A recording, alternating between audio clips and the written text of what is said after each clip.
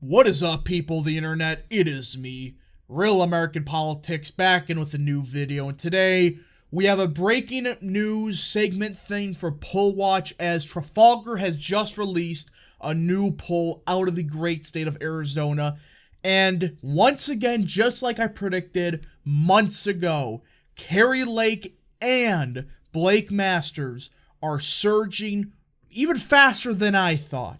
Now, before we get into today's deep dive, I hope you enjoy these type of videos. If you do, smash the like button down below, subscribe, share with your friends, hit the little bell, and yes, of course, go follow the mysterious Twitter account in the description down below. And yeah, also join the channel. That is right, folks, for just 10 cents a day, you can join Real American Politics. I recommend you do it as well. Helps support the daily content. We all love the daily content, don't we? Alright. Enough promotion BS, so let's get right into it. So, Trafalgar has just released a new poll out of Arizona. And just like I said in the intro, it appears that Blake Masters and Kari Lake are both on their path to winning each of their respective elections. So let's start with the governor's race to really show you this surge. So Kari Lake, according to Trafalgar, is at 50%. Well, Katie Hobbs at 45.6%. That means a 4.5 point lead for Kari Lake. Compare that to the last poll Trafalgar did. You scroll down here and look at this. Kari Lake was only at 46.5% the last poll, while Katie Hobbs was at 45.8%. So Kari Lake has gone up 3.5% since the last time Trafalgar polled this race. And this was just 3 weeks ago. Think about that. In under 3 weeks, Kari Lake, the one person the loser right on Twitter said is an unelectable candidate, has gone up 3.5 percentage points just in 3 weeks. 3 weeks. Well, Katie Hobbs, who's an incumbent state representative, she's I think Secretary of State. Yep, that's correct. She's the Secretary of State, an incumbent of a statewide official in Arizona that she won in 2018 because, well, she ran against a crap candidate. Point is, she's actually going down. Look at this. 45.5% now. Back then, 45.8%. So again, that's more than likely because of response, the sampling error or whatever. But either way, it's showing Kari Lake is going up, and up, while at best, Katie Hobbs has completely stagnated, if not started to trend downwards. So, as many of you know, I had this race as lean Republican for the longest of times. You could see why. I always knew that Katie Hobbs was an extremely weak candidate, but the past 3 weeks, not only has Kari Lake ran a phenomenal campaign, I mean, this is one of the best campaigns in the country. Not only that, but Katie Hobbs' campaign has just imploded. A lot of scandals, a lot of crap hitting her, towards her, and it's not going pretty for the Katie Hobbs campaign. And Kari Lake has handled the one thing that most politicians need to deal with, the media, perfectly. I mean, look at some of those videos on Twitter you see about Kari Lake dealing with the swamp known as the swarm known as the media. It's pretty entertaining. But point is, Kari Lake has done a phenomenal job at going up, and basically I think she has this race in the bag. I really don't see Katie Hobbs making a comeback. It's too late. I mean, they're so desperate. Now they're saying, oh, well, the Republicans, they want to ban miscarriages from existing.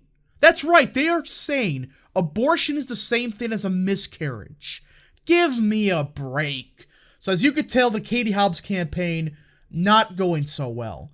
Now for the Senate race, it's not as big of a surge as Kari Lake. And I have reason to believe it's because that frickin' Mark Victor clown, the libertarian, just drop out, dude.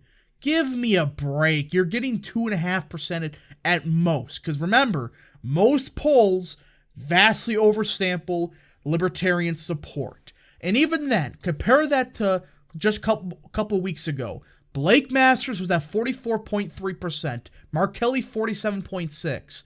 Now, Kelly has dropped a full point, while Blake Masters has gone up a full point.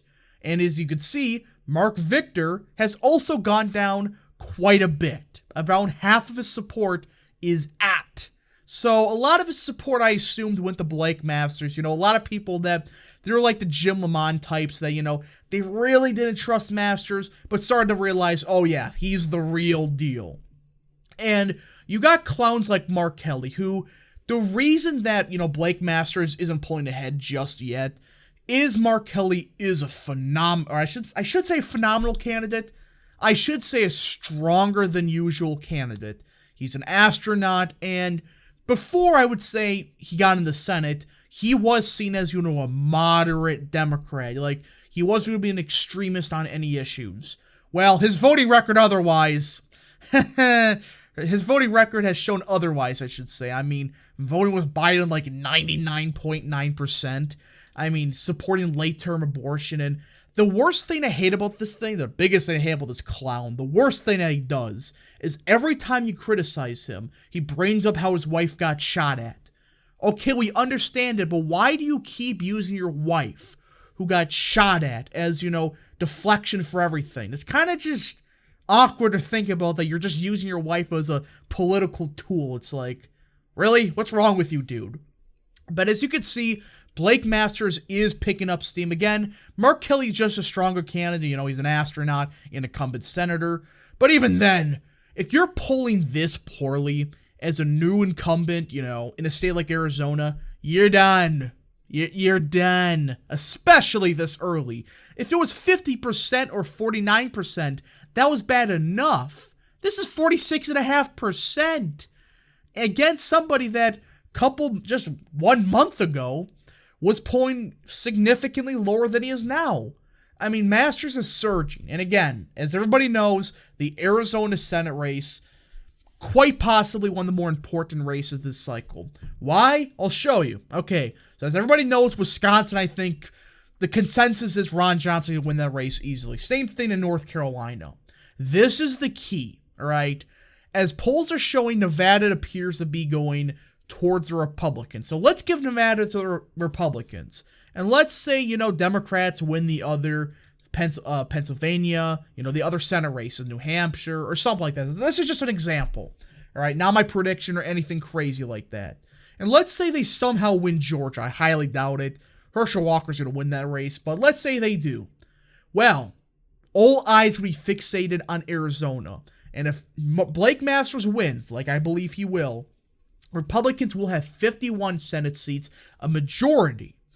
And they can stop a lot of Biden's agenda and possibly get rid of Mitch McConnell once and for all. I mean, you got to get somebody like Blake Masters, Adam Laxalt in the Senate to get rid of those clowns like McConnell. They get somebody like Rick Scott, who isn't perfect, but is definitely an upgrade over Mitch McConnell. And again, that's the importance of the Arizona Senate race, because if Blake Masters wins, right, that I think really kind of sets the deal that Republicans will have a Senate majority. And again, that's not including, you know, a state like Pennsylvania, you know, a state like Georgia, etc. So Arizona is a critical state, because if a state like Pennsylvania flips, you want to have a safety valve. And I think Arizona is kind of starting to look like that safety valve, like, okay, Oz may lose, but I don't think he will, while Masters will carry the state of Arizona. That's what I'm seeing. That's what the polling's indicating. And I know a lot of people are saying, oh, well, the polling overestimated Republicans in 2020. Hooter in Arizona for Trafalgar. Hooter. Yes, it did oversample Republicans by a couple points. But there's a lot of undecideds in that last poll, and you look at the margins Trump got, they basically got Trump's margin right on the money, all right? In fact, they actually undersampled him. What happened was a lot of undecideds mysteriously broke for Biden, and you get the whole story. But that's why people are coping that, well, this is just Trafalgar, the Republican biased pollster. It doesn't matter. You look at past history, they are significantly more accurate than most pollsters. Anyways, folks, I hope you enjoyed this video. If you did, smash the like button down below, subscribe, share with your friends, hit the little bell, and yes, Of course, go follow the mysterious Twitter account in the description down below. And yeah, thank you so much for watching. We'll see you guys in the next video. Godspeed to all of you.